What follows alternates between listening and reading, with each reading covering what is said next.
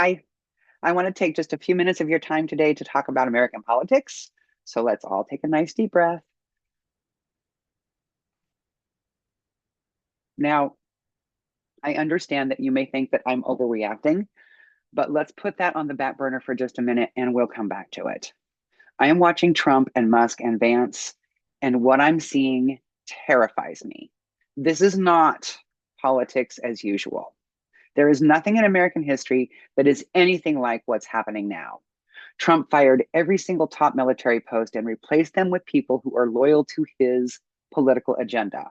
No president in US history has ever done that. While it is usual for presidents to change political appointees when they come into office, these are not political appointees. The military leaders he fired spent decades serving our country under both political parties to gain the qualifications that are required to do this job. Trump is deciding which reporters are allowed to attend his press conferences based on whether or not he likes what they say. That is a direct violation of our First Amendment. The First Amendment, the one that our founding fathers wrote first. Trump stated that Ukraine started the war, even though Russia invaded Ukraine. Recently, the United Nations voted to support Ukraine in their efforts to defend themselves against Russia. Every single president in US history would have voted against Russia. Every single one of them would have voted against Russia. They would have voted to stand with our lifelong allies against the invading army. But in a historically unprecedented decision, Trump is now siding with Russia against our allies.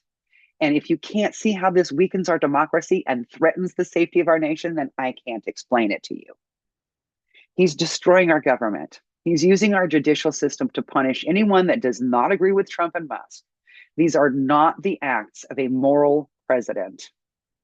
Musk is not rooting out fraud. They're stripping away programs that benefit the majority of us so they can give a huge tax cut to billionaires. US aid makes up less than 1% of our budget, but Doge cut the whole thing. US aid is one of the biggest reasons that the US is seen as a positive force in the world.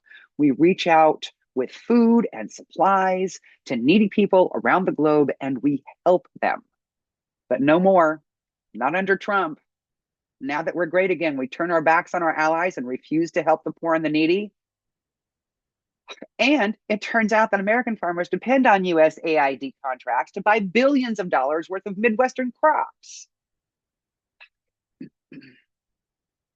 Trump fired 400 people from the FAA, including aircraft safety inspectors, people who maintain air traffic towers, and those who update digital maps that pilots use to fly. This absolutely affects the safety of American flights and any other flights that come into our airspace. Trump fired thousands of government workers from all fields, including park rangers. And now most of our national parks have had to reduce their hours of operation. And none of this was waste. All of these paychecks added up to a few $1 million in a $7 trillion budget. And the few million that we spent generated billions in income. Trump spent more tax money to attend the Super Bowl than an entire year budget for the Yosemite National Park. Meanwhile, Elon Musk's companies received $6.3 billion in government subsidies last year alone. $6.3 billion in subsidies to Elon Musk's companies. We're subsidizing a man who can easily pay for whatever the fuck he wants to the tune of billions in tax dollars. It seems to me if you're looking for a place to cut waste, that would be a legitimate place to start.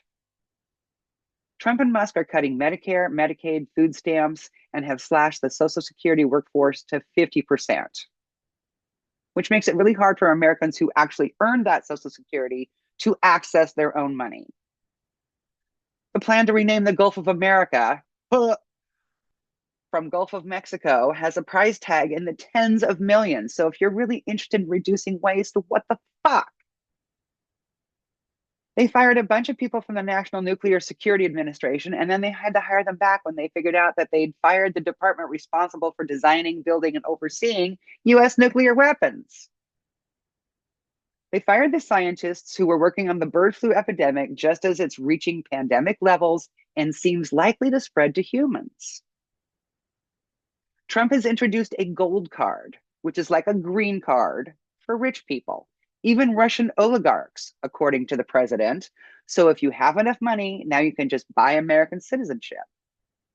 Trump tapped a Fox talk show host to be Secretary of Defense. This is usually a position for the highest ranking active duty officers. But Hegseth was a major in the Army Reserve.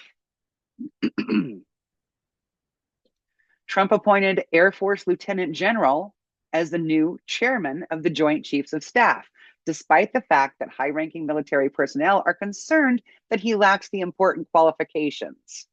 So all of our admirals and multi star generals now answer to a lieutenant general? That's fucking insane. Trump is deporting immigrants to Guantanamo. There is so much going on, and all of it points to destroying our country as we know it. The thing that I may be most distressed about and disgusted is that the rest of the world now sees us, the greatest nation on earth at one time, as Putin's puppet. The US has never voted on the side of Russia against our allies, and now Trump has done that. He voted with Russia against Ukraine, and he started negotiations with Russia to end the war without including Ukraine. That's exactly like a man and his divorce attorney making all the decisions about how to divide the marriage assets without the wife getting a voice in the proceedings. And none of this aligns with the America that I grew up in. I wake up at night and I can't sleep because I'm worried about my neighbors and the increasingly unrecognizable world that we're living in. Maybe you think I'm just watching one biased news source, but this slurry of shit comes from news sources across the world. The only news source not reporting the things that I'm talking about right now are the ones that are owned by billionaires. So if I'm overreacting, so is the rest of the civilized world. Headlines in Britain and Europe express shock and outrage at the absolute betrayal in the US stance on foreign policy. Instead of standing with our European allies, as we have done since World War II, against the fascists and the dictators, the United States now stands with Putin, with China, and with North Korea and the other fascist regimes against our old allies. I hope that this somehow makes it clear to you that this is not politics as usual. This is not normal for any American president. I am ashamed of my country for the first time in my life. I am watching the destruction of our way of life. I am watching my country throw away its standing and its good name around the globe. And this is not damage that can easily be undone. Why would any ally ever trust us again? Why would any of our partners ever share intelligence with us again? How long till no one will fly their planes into US space because it's unsafe? The only scenario I can imagine where you would not be as incensed over these issues as I am is that this is your first that you're hearing about all of this. Since both of you are veterans with kind, open hearts that truly care about other people, I imagine that if you're hearing about all this for the first time, you are furious about the damage this president is doing to our government, our military, and our national reputation. And if you're thinking that none of this can possibly be true, or you would have heard about it, I will remind you that Fox agreed to pay $787 million and admitted that Fox had knowingly broadcast false statements about Dominion voting machines. The settlement did not require Fox News to apologize. So if they lied about one thing, why wouldn't they lie about whatever else they're paid to lie about? When you look at what's actually happening, it's easy and disgusting to see that the USA is headed towards fascism under Trump's completely unqualified administration.